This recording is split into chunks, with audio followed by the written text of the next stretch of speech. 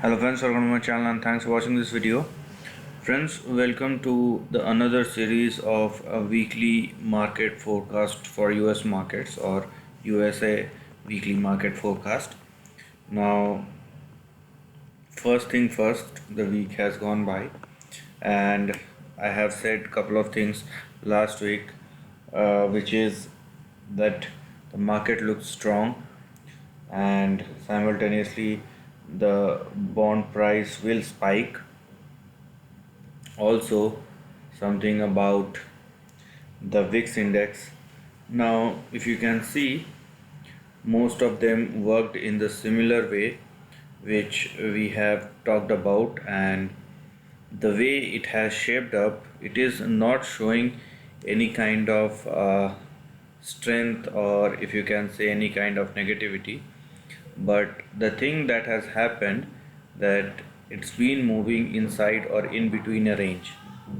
Now, if you are looking at the major financial instruments for the US market, this is the gist of it and how the price has changed on last trading day, which is Friday closing basis, 19th Friday 19th of March. Now the Dow Jones was down, Nasdaq was up a bit, S&P is flat.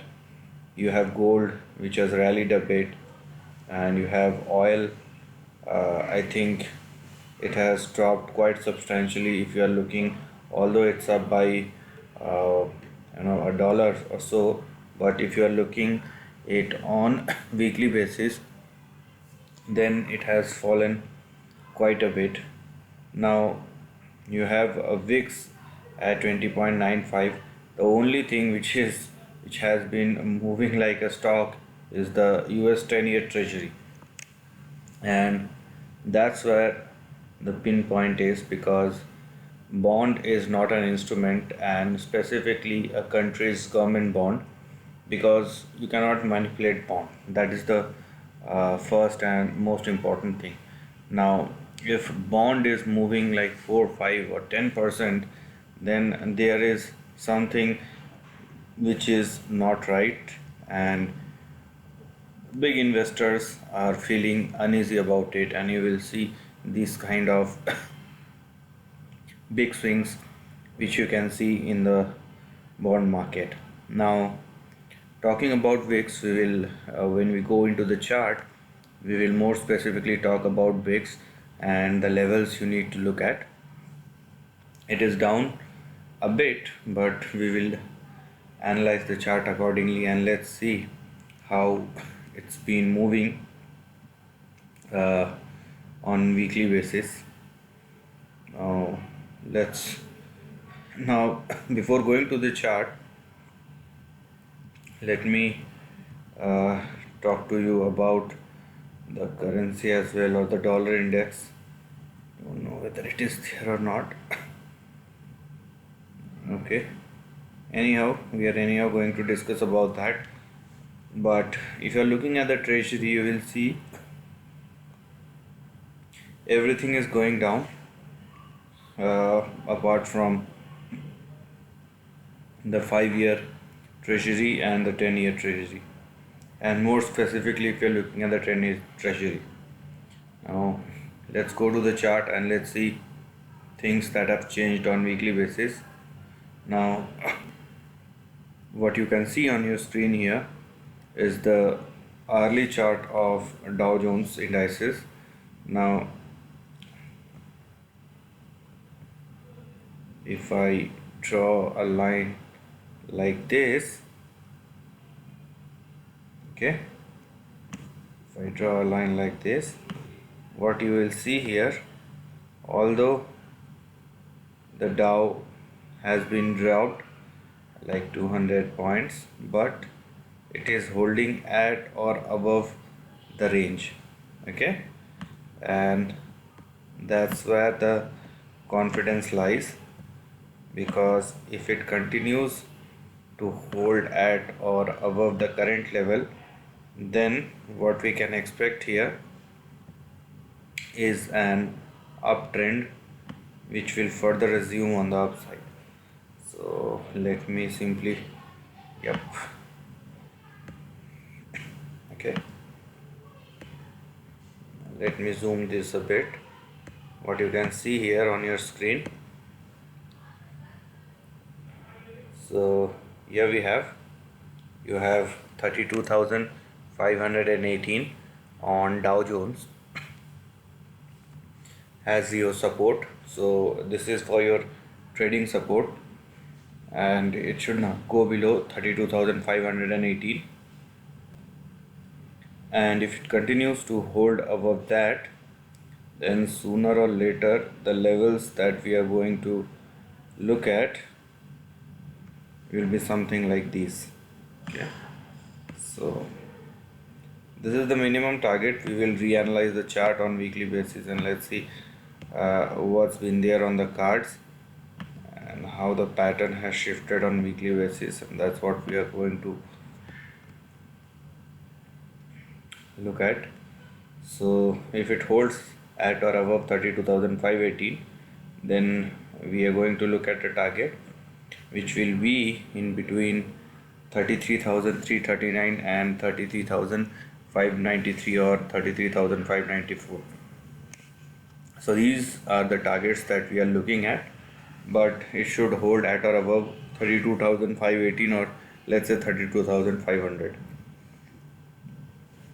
Now, rather than using the Nasdaq chart, I just want to use the SPX 500 chart, because that is something which is much more stable. Now, if you are looking at this chart, then the levels that you are going to look at will be something like this.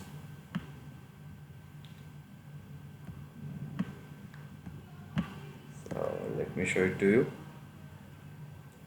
So if you are looking at the chart or the hourly chart of S&P 500, what you can see here is something like this. Now it's become volatile, it's become a little bit volatile, and if you are looking at this chart, what you can see here is something like this. Okay, so here we have,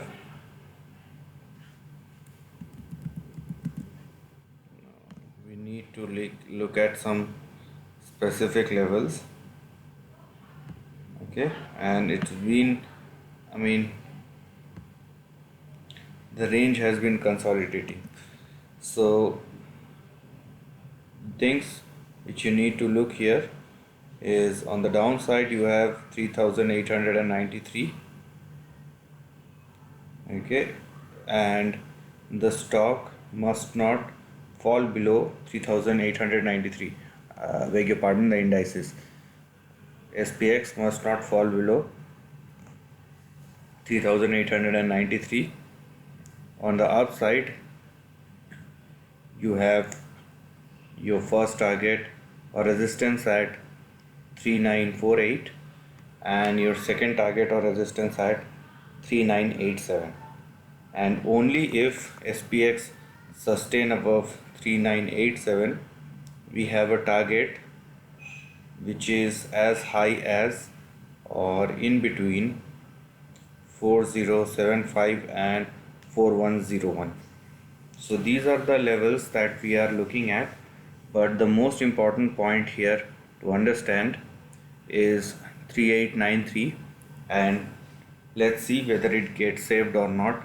Otherwise we will have a problem, because the next support or the next big support will only come at or near 3740. So you need to wait for this, where we can see the support for Dow Jones is very near and SPX looks volatile. Now talking about the US 10-year Treasury, which is the most volatile index right now. So I mean, I have drawn trend line from last 1 week, as you can see on your screen. So I have made this chart. This is this has not been violated till now. Okay, and we will work with this unless something gets changed. Now technically the stock the beg your pardon, the bond index hit the upper end of the range. Now it should come down, but if it is not, then we will have bigger problem. Our regulators must come and try to do something to uh, keep this instrument calm. Otherwise the entire market will go into turmoil. So here we have the chart. We have now on the upside we need to look at 1.77. Okay, I will explain it to you, and we will look at this support. So what are these 2 points? So on the downside, the most important thing that you need to look at will be 1.69, and on the upside you have 1.77. Now the danger zone is 1.77 because if US 10-year yield sustain above 1.77, then things will change and the bond index will rise further on the upside, and that's where the risk is. Now if it falls below 1.69, then at least in short term the market get assured that the bond is falling down, and the support level that we are going to look at will be at 1.58. So it all depend upon the movement of the bond, and if it gets settle at or below 1.69, obviously the global market will again start rising on the upside, and if it won't, then we will have a problem and market will move accordingly. Okay, now I have also talked about the CVOE VIX, okay, or S&P 500, so this volatility index, which is currently quoting at 20.97 or so. Now what's the important thing to look as is 20. It is quoting at 20.97, which is near to 20. Okay, let me show it to you. So here we have,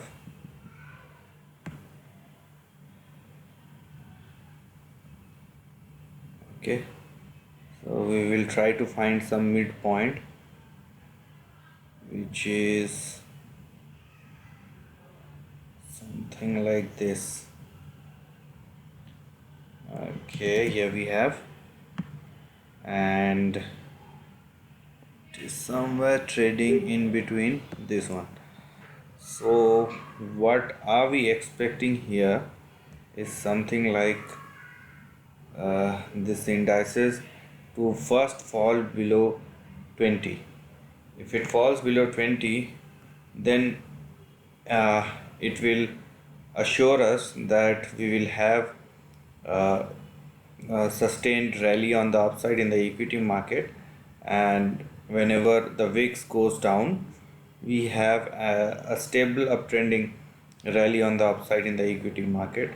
So the important levels that we are going to look at will be 20.67, that will be your first support, and if it falls below that, then we have 19.21 and 16.94, and these are the two levels that we are looking at, and if it falls further, then it is very good for the overall financial market, right? So as far as VIX is concerned, we will definitely look at 20.67, and if it falls below that and sustain above below 20, then we have 19 and 16, which gives us a very good indication that the overall market will keep on going on the upside on short, intermediate, as well as on the long term. Now, for the time being, we will just look at crude as well. Okay, so this is crude WTI futures. Now, let me go to the. So here we have, as I told you in my opening remarks, that whether it doesn't matter that it went up a bit on the last day of the uh, trading week, but it went up to 67 or 68 and now quoting at 61. So there is a big fall, and the level which we are going to look at will be something like this. Okay, so on the downside, uh, the important level that we are going to look at will be 59, and here we are. Yep, so you have 59 and you have 58.66. So these are the two levels that we are looking at for the time being as far as crude WTI future is concerned, because if it falls below 58, then you have further weakness on the downside, which may be good for oil importing countries but will not be very good for oil exporting countries going forward, because they will again be in pressure. Okay, and if you're looking at the overall rally, it's been running quite hard, because it's a relentless rally that we have seen.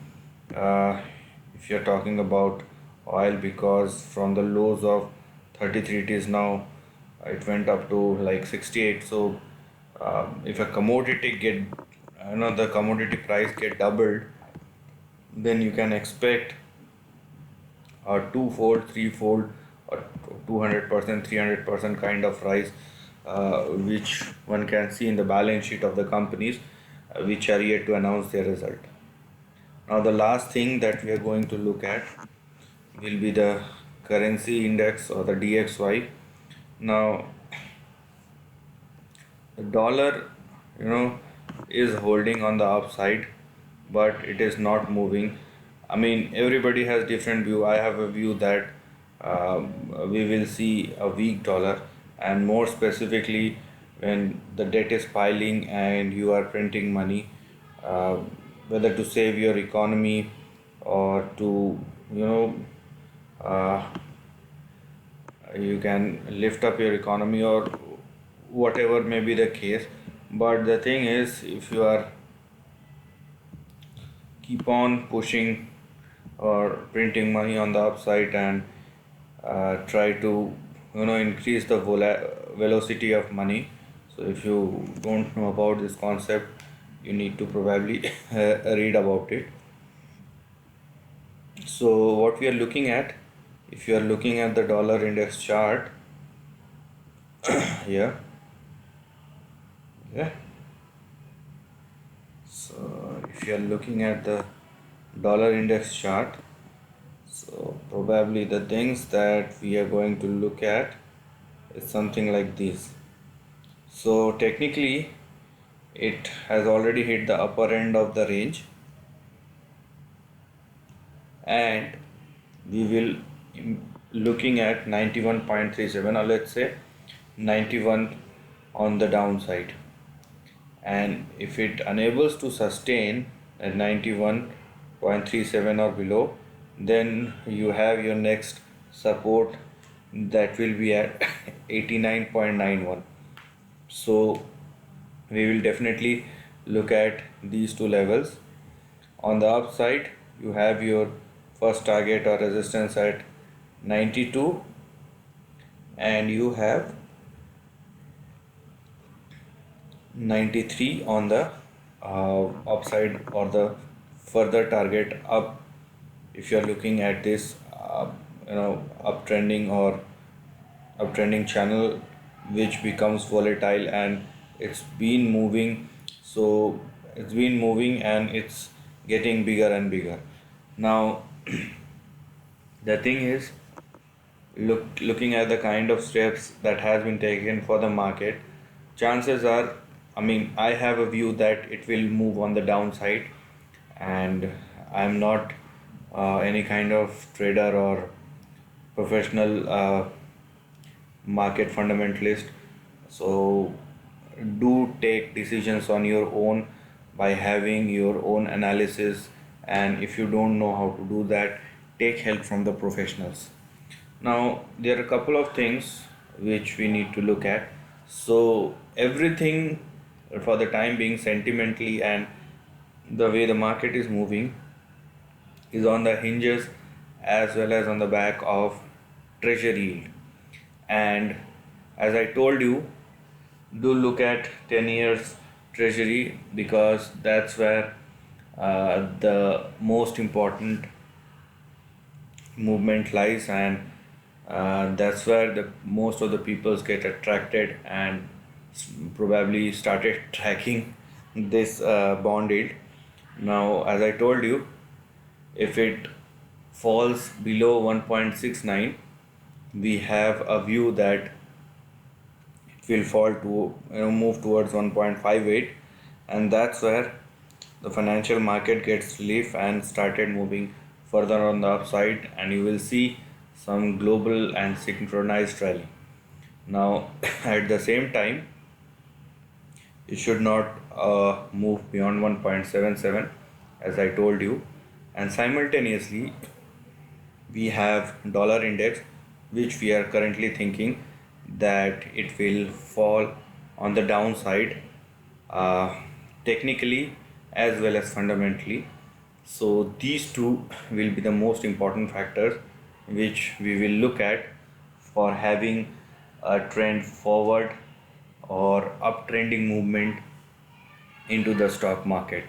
As well as far as the indices is concerned, as I told you, Dow Jones, although falls 200 or 300 point, but the trend hasn't broken yet, and it's just a minor blip on the indices at, as it has fallen on the downside.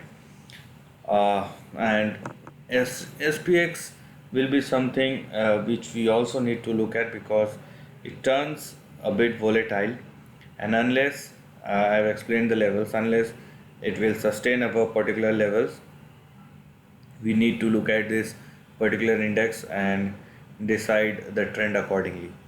So this is the end of the video. I hope you get to understand about what has happened and how should you position yourself in the upcoming week.